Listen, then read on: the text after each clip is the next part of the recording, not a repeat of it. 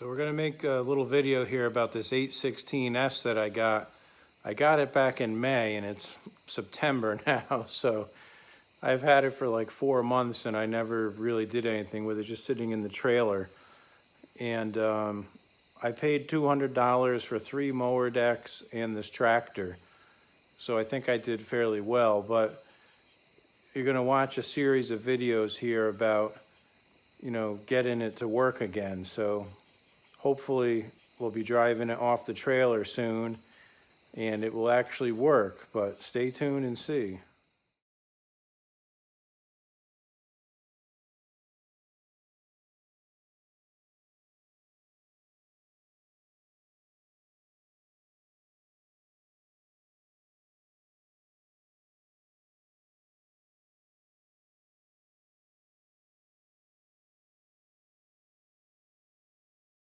All right, here's the 816S.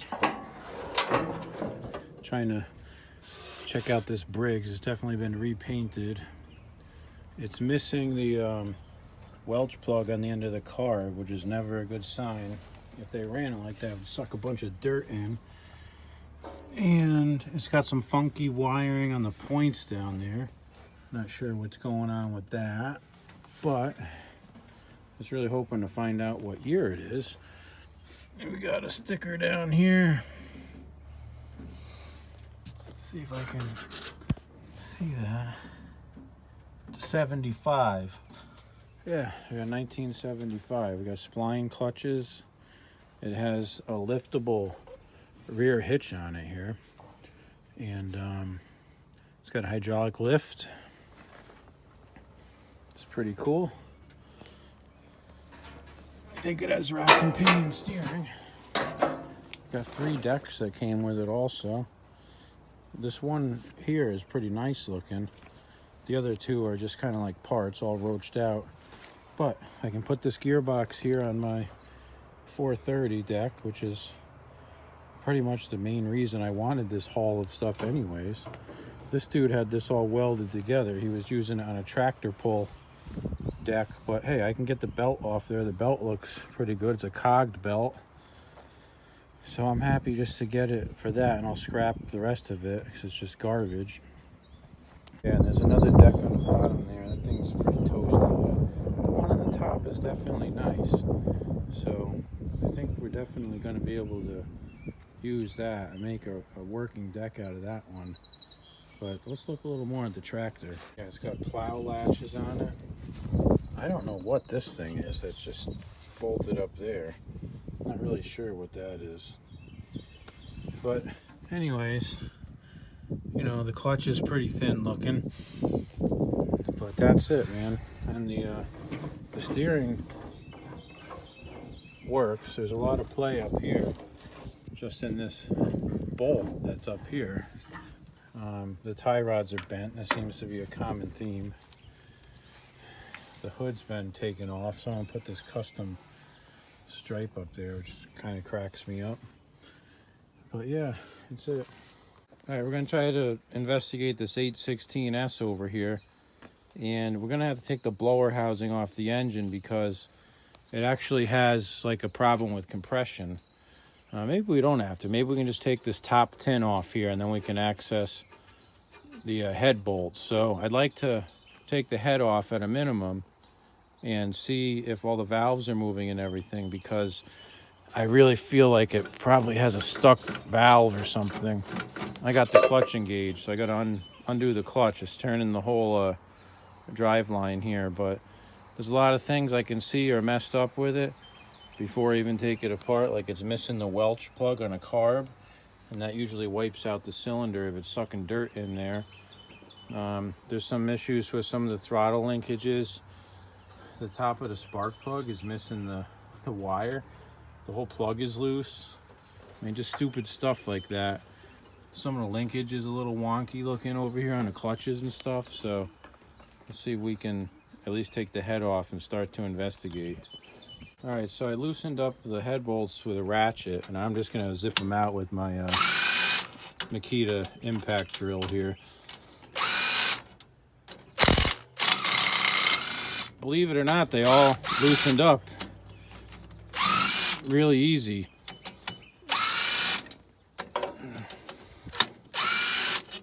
And we'll see what's going on here with compression. Oh shoot, a bolt just fell down behind the flywheel, I think. Yep. All right, let me pull the head off. We'll be right back. All right, so we got the head off and the valve is not stuck up. Usually the valves are stuck up. So I don't think we have a stuck valve. So let's see what happens if we turn it. Let's see. Man, this sucker is hard to turn. I think the clutch is dragging over here. Let me move this lever a little bit. It's like it's in reverse, even though it shouldn't be. And it was turning the whole drive line here. Let's see what happens now. There we go. That will move. Man, this sucker's hard to turn. There we go. Right, there's exhaust. There's intake. It's moving. I don't know why it feels like it has such little compression. Might just be the compression release valve is working really good. I mean, the piston's not moving side to side. Let's put the thing down again. Let's see how bad it really looks. Let me turn the flash on. Man, if you thought it was hard to get the bolts off a Kohler flywheel screen, try one of these Briggs ones where they're going into aluminum. Oh my God, I can't get these things out. What a pain in the butt. Back the next day, put the vice grips on the first one. It moved a hair. I said, oh great, it's coming off, and it just twisted the head right off. So I have a feeling they're all going to do that. All right, so I finally got that flywheel screen off.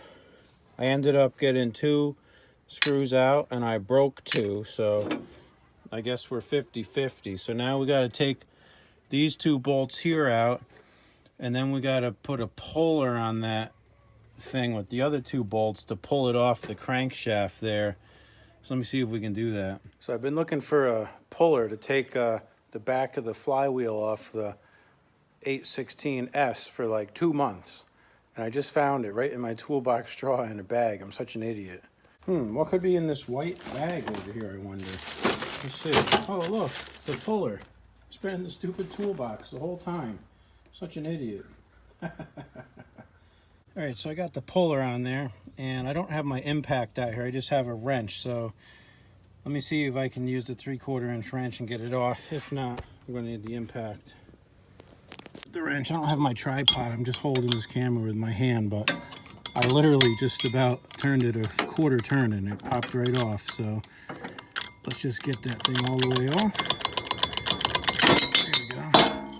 Now, you gotta take that off so that you can take the blower housing off. That's our next step here. It's all full of mouse nests. So I'll take the blower housing bolts out, see if we can pull it off and clean it out.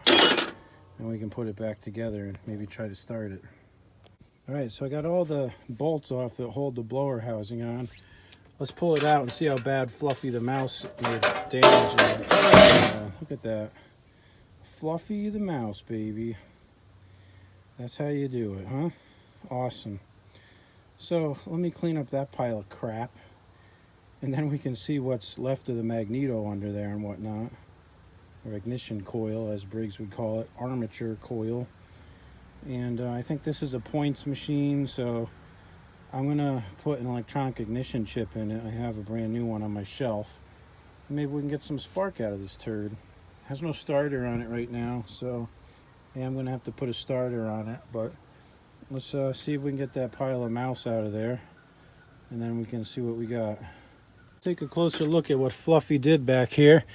So you can see that there's not really too much damage to anything other than the freaking piss stains. But let's see. So this mag has this wire that comes out here, and it kind of terminates to a little prong over there. I'm just going to call it a little prong because I don't know what the technical name of it is. And that's it for the coil, it looks like. That little insulated pin, we'll call it, then goes down here to the points block, and another wire probably goes up to the kill switch eventually. But that looks like about it. So the question is, will I be able to get any spark out of this thing, either as is with the points or without the points, using one of these little chips here. This is an aftermarket chip that I bought on eBay. This company, BBT, seems to make all the aftermarket Kohler parts too, like all the rods and master rebuild kits, all that crap, but it's made in Taiwan, not China, so maybe it's actually good, right? Laugh here. Insert laugh here, as they say. But it's worth a shot, because this is an old enough machine that the flywheel has the wrong polarity on the magnets, and I could mail it to Briggs and they could repolarize it, or I could put one of the newer coils on backwards. I have a feeling that this coil is relatively new. I don't think that the original ones were yellow. I could be wrong about that though. So I don't know. Let's see if the magnet on the flywheel is pretty good. Oh yeah, that magnet's plenty good on the flywheel. It can hold a nice wrench on there. Can't hold a 3/4 inch wrench, but it can hold this 7/16 really nice. So I don't know. I got to get the starter on there and then we can play around some more.